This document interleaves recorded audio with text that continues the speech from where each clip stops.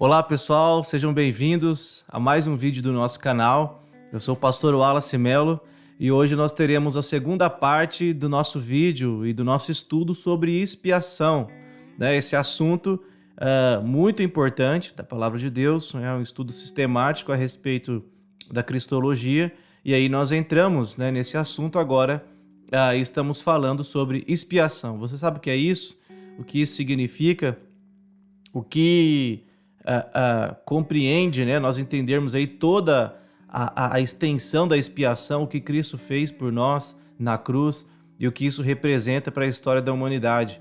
É o que nós vamos falar hoje. Você que ainda não é inscrito no nosso canal, por favor, não deixe de se inscrever e ativar aí o sininho de notificação para você sempre receber os nossos estudos, os vídeos novos que nós estamos postando aí semanalmente. Nós vamos agora a estudo, já vamos, vou transferir aqui a minha tela para vocês, para a gente dar continuidade a esse estudo. A última coisa que nós falamos é sobre o fato do sofrimento, de Cristo por nós. E aí eu falei um pouco sobre a dor da cruz, a dor de suportar o peso da cruz e tal. E aí nós temos, juntamente com isso, algumas outras reflexões muito importantes a respeito da morte de Cristo, e um deles é essa ideia de que o castigo foi afligido por Deus Pai. Isso é importante nós entendermos. O castigo foi aplicado por Deus Pai como representante dos interesses da Trindade na redenção. Foi a justiça de Deus que exigiu que o pecado fosse pago. Então, quando Cristo vem ao mundo e ele se entrega, entrega a sua vida, ele morre, ele padece, ele sofre, essa penalidade, esse castigo foi infligido pelo Pai. É a ira de Deus que precisa ser sanada, que precisa ser saciada. É a vontade de Deus que deve ser cumprida. Cristo não está indo para a cruz ou não está fazendo o que está fazendo por outro motivo, senão porque ele está ali amando do Pai, cumprindo todas as ordenanças e aquilo que o Deus Pai estabeleceu. Se Deus Pai disse que para perdoar os pecados do seu povo, Jesus tinha que descer subir até uma cruz, morrer da forma com que ele morreu, para trazer redenção ao seu povo. Então é isso que Jesus está fazendo. Está cumprindo o chamado de Deus. Nós devemos refletir a respeito disso. Cristo não vem por nenhum outro motivo senão pela vontade do seu Pai. É um pagamento integral e não eterno.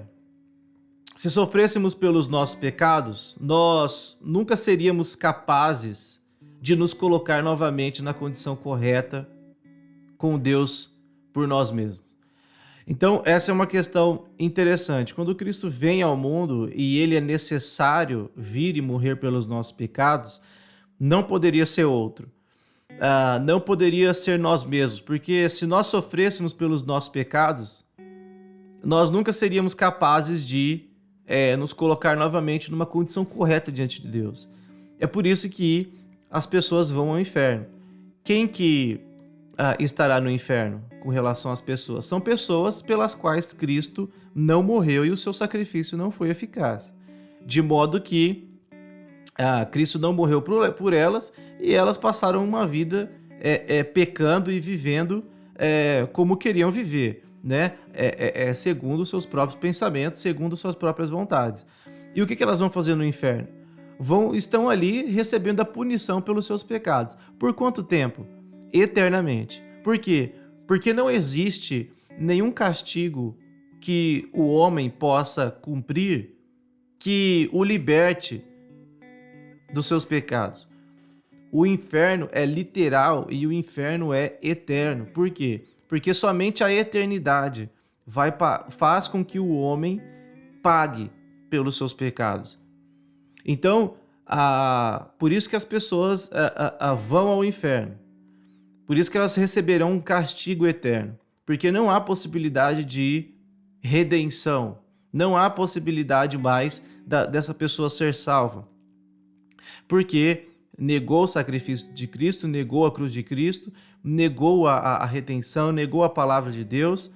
E por fim, nós compreendemos por meio da Escritura que essa pessoa não foi salva, não foi alcançada pela cruz. Então, eu acredito que a expiação de Cristo ela é eficaz para salvar e não para proporcionar a salvação. Cristo não vem ao mundo proporcionar salvação, ele vem para salvar. E todos aqueles pelos quais ele morreu serão salvos. Logo, aqueles pelos quais Cristo não morreu irá pagar pela pena dos seus pecados. Nada mais justo, não é? E isso é uma eternidade no inferno. Então nós não teríamos a possibilidade de pagar aqui. É Cristo que vem e faz um pagamento integral.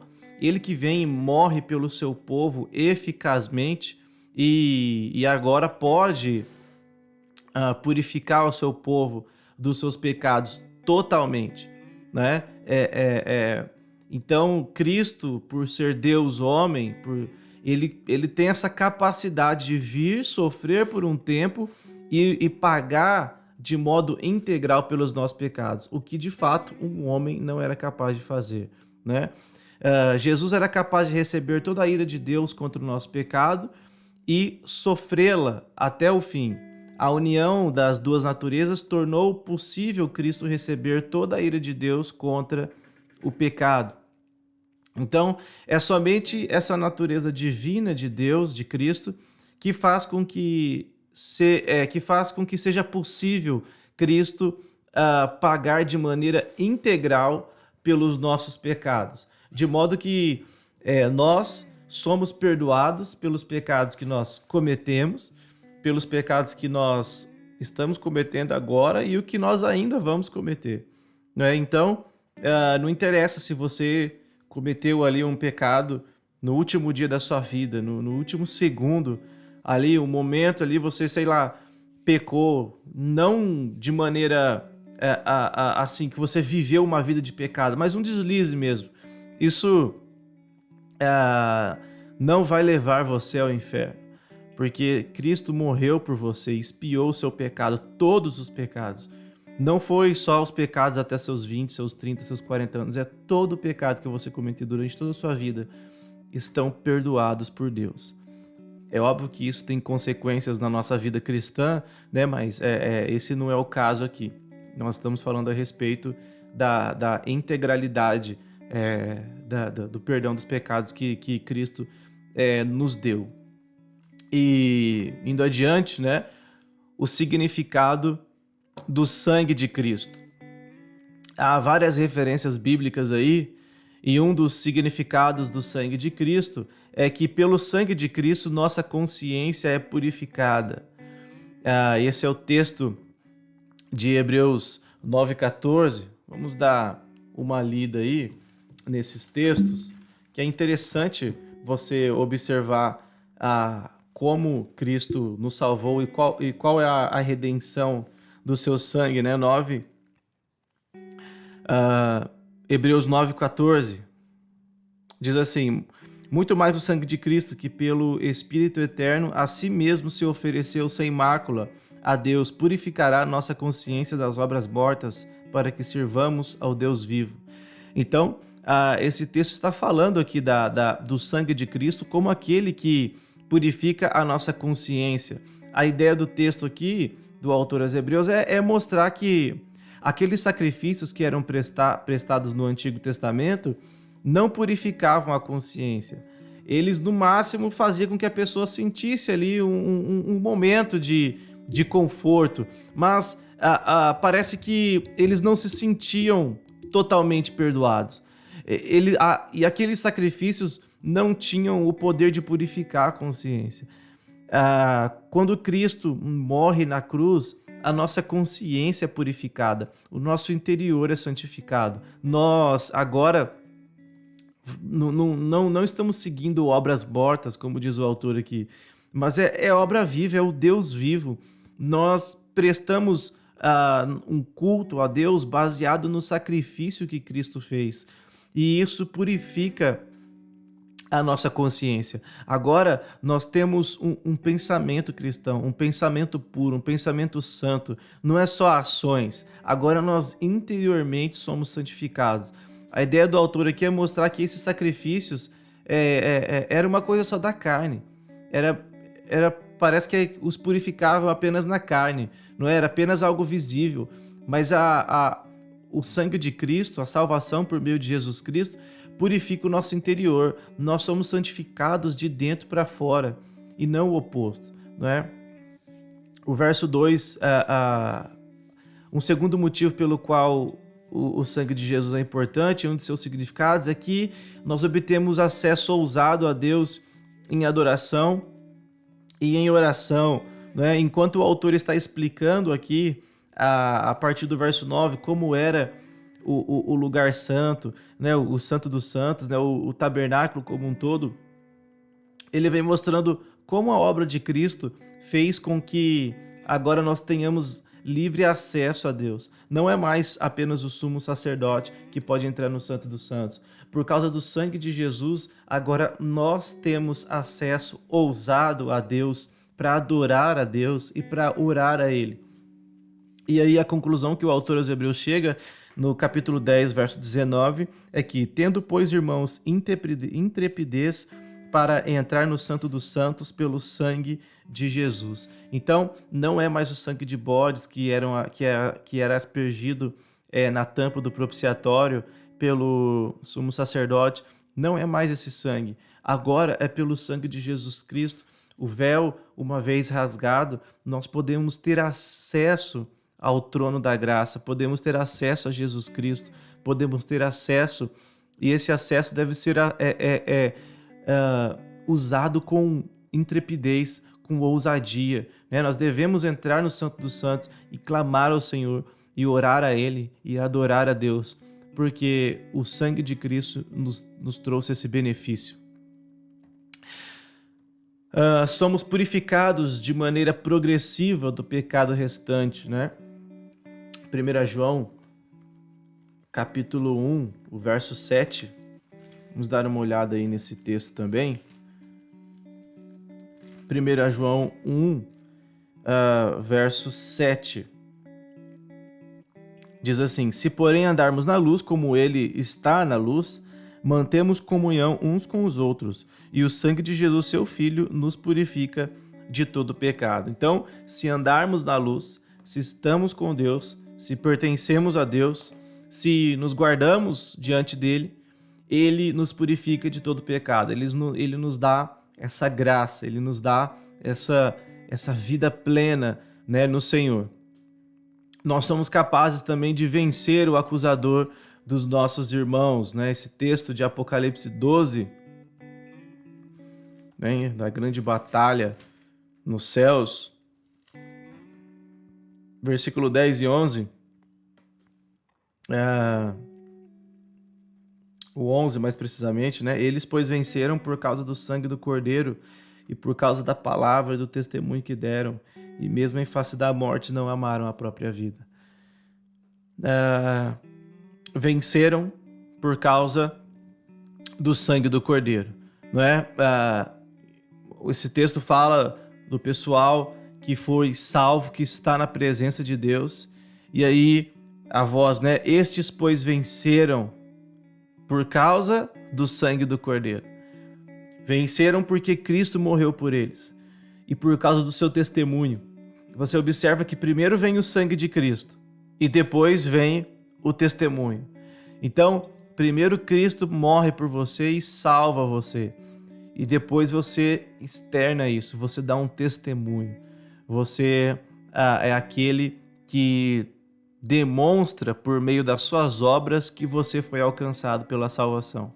E não o oposto. Você não faz obras para ser salvo. Você faz obras porque é um salvo.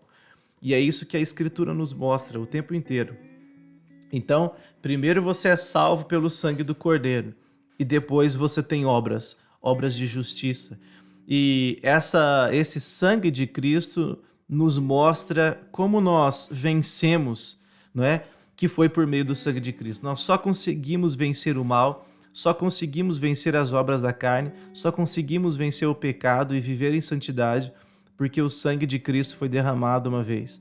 E uma vez que ele foi derramado, nós agora temos plena comunhão com o Senhor. E agora nós somos santificados e fomos alcançados pela sua cruz, pela sua redenção, pelo seu favor imerecido. É por isso que agora nós temos vida plena com Deus, não é? Porque fomos alcançados de fato pela cruz de Cristo por meio do sangue de Jesus. Um quinto significado do sangue de Cristo é resgatados de um modo pecaminoso de vida, não é? Esse texto de 1 Pedro fala um pouco sobre isso, de como nós estávamos, não é? E de como o Senhor nos alcançou com salvação.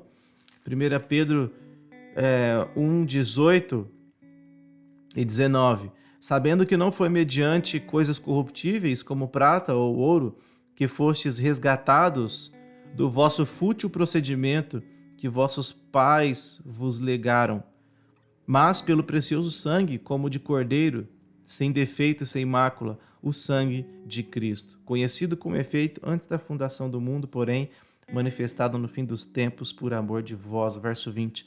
Então, nós fomos resgatados do nosso modo pecaminoso de vida. Não existiria a possibilidade de salvação por outra maneira. Então, como que nós somos resgatados da nossa vã maneira de viver, do nosso modo pecaminoso de vida? É pelo sangue de Cristo. É pelo sangue da nova aliança. É pelos pecados perdoados por meio de Jesus Cristo. É o derramamento do sangue do Cordeiro que nos traz vida nova, que nos traz salvação, que nos traz plena união com Deus. De outra maneira, isso não seria possível. Então, não há salvação fora de Jesus Cristo. Não há salvação para aqueles que não creem na pessoa de Cristo. Não é a descendência de Abraão que salva, não é os meus méritos que salvam, é a união com Cristo por meio do seu sangue. Você foi resgatado do seu modo pecaminoso de viver, não porque você é descendente de Abraão, não porque o seu pai é pastor, não porque você passou a vida inteira na igreja, não, mas porque o sangue de Cristo que foi derramado perdoou você e fez com que você se tornasse nova vida. E a ênfase das escrituras do sangue de Cristo mostra essa clara relação entre a morte de Cristo e os muitos sacrifícios do Antigo Testamento. Você observa a unicidade, né, do sacrifício de Cristo e esses muitos sacrifícios do Antigo Testamento. Os sacrifícios eram feitos anualmente, né? Anualmente o povo precisava né, daquele período de purificação, o Yom Kippur, que era o dia do perdão, em que eles iam e se purificavam e pediam perdão pelos seus pecados, e aí no próximo ano novamente, e no outro ano novamente, e assim sucessivamente. Todo ano eles tinham que pedir perdão, todo ano eles tinham que sacrificar, todo ano o sacerdote tinha que entrar com sangue no Santo dos Santos, aspergir sobre a tampa do propiciatório, pedir perdão pelo povo, rogar pelo povo, e aí o Senhor era propício a eles, todo ano. Mas Cristo, quando morre, ele faz isso o quê? De uma vez por todas. Ele não precisa morrer 2 vezes, ele não precisa vir 3, 4, 5 vezes.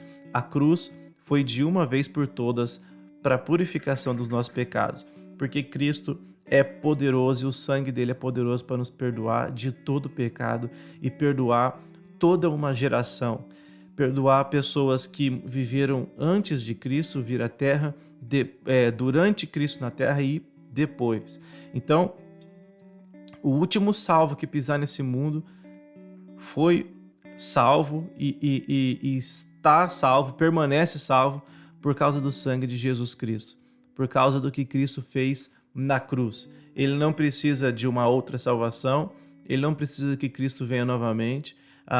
O sangue de Cristo derramado há mais de 2000 anos atrás é extremamente eficaz para salvá-lo e para purificar dos pecados que ele cometeu.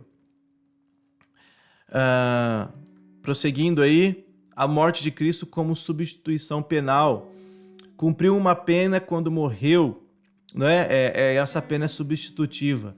É interessante nós observarmos isso. Quando Cristo morre, ele vem cumprir uma pena. E qual que é a pena? É a pena dos nossos pecados, do pecado do povo salvo pela cruz de Cristo.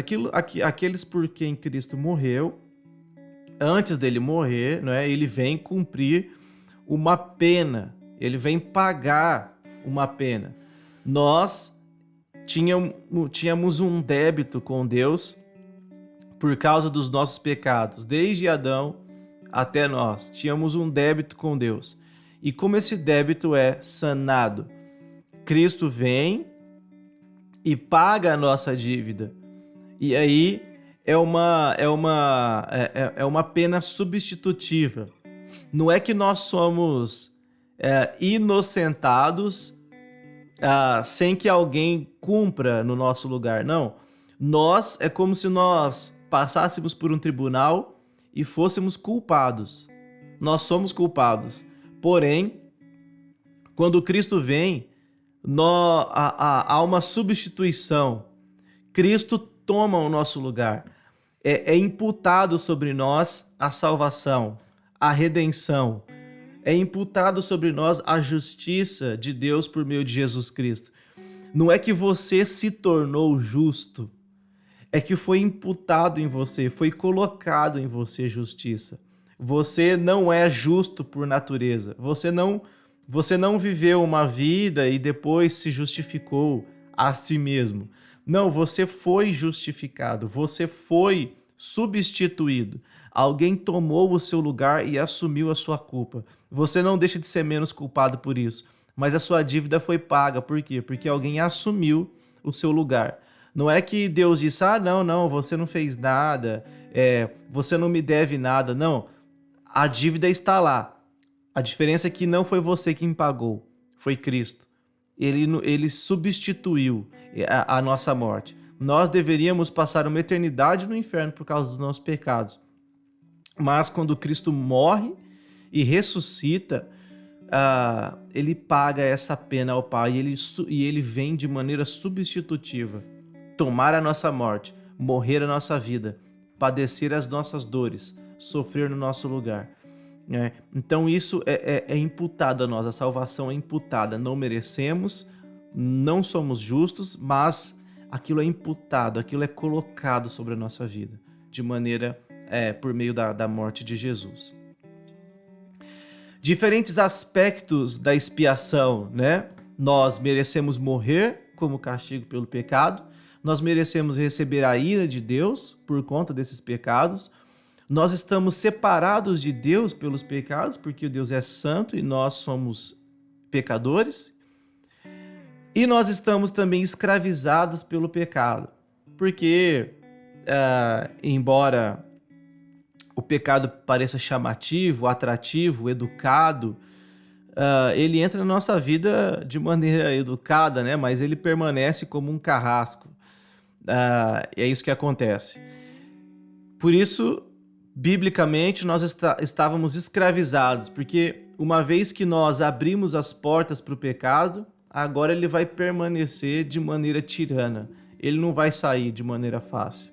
Né? Só o sangue de Jesus para nos purificar. Então, uma vez que nós merecíamos a morte, Cristo é o nosso sacrifício, Hebreus 9:26. Então, merecíamos a morte, mas nós não fomos mortos por causa do pecado. Cristo foi sacrificado por isso. Então, para cada problema que nós tínhamos com Deus, Jesus vem resolvendo. Então, se nós merecíamos morrer pelo castigo do pecado, Cristo vem e nos dá vida por meio do sacrifício. Se nós merecíamos receber a ira de Deus por conta dos nossos pecados, Jesus vem e é a propiciação pelos nossos pecados. Deus se torna propício a nós por meio do sacrifício de Jesus Cristo. Se nós estávamos separados de Deus, Cristo vem ao mundo e se torna a reconciliação por meio do seu sangue. Então, quando Cristo morre e ressuscita, nós agora estamos em união com Deus. Nós não estamos mais separados, porque Deus, por meio de Jesus Cristo, proporcionou a reconciliação do seu povo, não é? E se nós merecíamos, e se nós estávamos escravizados pelo pecado, agora nós fomos redimidos, nós fomos reconciliados, nós obtemos a redenção por meio do sangue de Cristo. Então você observa que para cada problema que nós tínhamos com Deus, Jesus vem nos trazendo a solução. Ele é o sacrifício porque nós merecíamos morrer, ele é a nossa a nossa propiciação porque nós merecíamos a ira, ele é a reconciliação porque nós estávamos afastados de Deus, e ele também é a nossa redenção porque éramos escravos do pecado. É isso que a morte de Cristo e o seu sacrifício vem proporcionar. As pessoas que não foram alcançadas pelo sacrifício de Cristo, as pessoas que não foram alcançadas pela propiciação, pela reconciliação e pela redenção, estão dessa maneira. Ainda merecem morrer pelos seus pecados, estão afastados de Deus, vão receber a ira de Deus, que é o inferno, e estão sendo, nesse momento, escravizadas pelo pecado, e viverão assim eternamente, se Cristo não tiver misericórdia, se Deus não tiver misericórdia, alcançar com a salvação esse povo. É por isso que as pessoas vão para o inferno, porque estão debaixo da ira de Deus, porque merecem morrer, porque são inimigos de Deus e porque estão escravizados pelo pecado. Dentro da história da igreja, esse pensamento que eu transmiti a vocês nem sempre foi o anunciado, não é? Quando a teologia começa a se desenvolver e as pessoas começam a estudar a teologia, começam a criar conceitos e sistemas para entender a morte de Cristo, a expiação, várias teorias equivocadas foram escritas, né, e foram defendidas. Uma delas é a teoria do resgate pago a Satanás, que foi idealizada aí por Orígenes em 185, viveu aí até 254 depois de Cristo. Se você quer entender bem isso daí, até o C.S. Lewis, né, nas Crônicas de Nárnia, usa essa ideia, né? Não que ele acreditasse nisso, mas ele usa essa ideia. É a teoria do resgate pago a Satanás, né? Se você observar o filme, quem que o Leah Aslan é sacrificado na mesa de pedra para suprir a necessidade e a exigência de quem? Da feiticeira, não é? Então é mais ou menos essa ideia. A teoria de Orígenes era que Cristo vem e morre para pagar um resgate a Satanás, porque se Satanás era dono das pessoas, né? Era dono das pessoas e escravizavam as pessoas, Jesus vem e morre e resgata de Satanás essas pessoas. Mas a Bíblia vem nos mostrando que Jesus não paga um resgate a Satanás, né? Jesus vem e paga e cumpre a pena porque é uma exigência de Deus. Deus quer ter compromisso e aliança com o seu povo.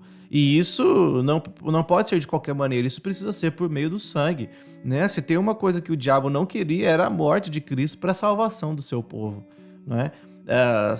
Então, de certa forma, eu acredito que o diabo nem sabia de que seria dessa maneira, não é? Ele não tinha uma noção total do que o sacrifício de Cristo traria.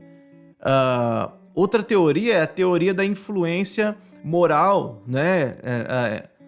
Que foi pregado aí por Pedro Abelardo no ano de 1079 a 1142. Essa teoria da influência moral é a ideia de que Cristo morreu para nos mostrar alguma coisa que nós devemos fazer também, né? Nós devemos dar a vida pelo nosso próximo, nós devemos amar o nosso próximo de tal maneira que a gente, se for possível, entregar a própria vida, né? E ele coloca Jesus como aquele que era o maior exemplo de influência moral. Olha só como Jesus amou as pessoas, né? Ele deu a sua própria vida, ele se entregou porque ele amava muitas pessoas, ele era um líder excelente, ele era alguém que amava as pessoas. Então, é uma ideia de uma influência moral. Ele tira todo o peso do pecado das costas da humanidade, né? Ele tira todo o efeito do pecado, né? Não faz o menor sentido o que ele anunciava, né? E com certeza a igreja não permaneceu crendo nisso, né? Foi consequentemente combatido pelos pais da igreja, pelos líderes da época, e essa posição de fato não foi aceita como não deve ser aceita hoje, né? Eu acredito que essa teoria da influência moral é muito difundida hoje, né? Pelos não cristãos muitas vezes. Cristo morreu, mas ele era alguém, né, bom, ele queria que as pessoas se amassem, e parece que Cristo veio ao mundo só para essas coisas, né? E Cristo vem anunciando aí uma espécie de libertação moral, ética e algo do tipo. E esquecem de que Cristo veio para libertar o seu povo por conta do pecado que iniciou lá no Éden, né, com Adão. A teoria do exemplo, né? Jesus veio dar o exemplo de vida e de obediência ao Pai, né? Os sicilianos pregavam isso, né? Em 1539, Cristo veio ao mundo para nos dar um exemplo de obediência, como nós devemos obedecer ao Pai, ao ponto de morrer, né? Então Cristo veio e foi obediente ao Pai e entregou a sua vida. Também não é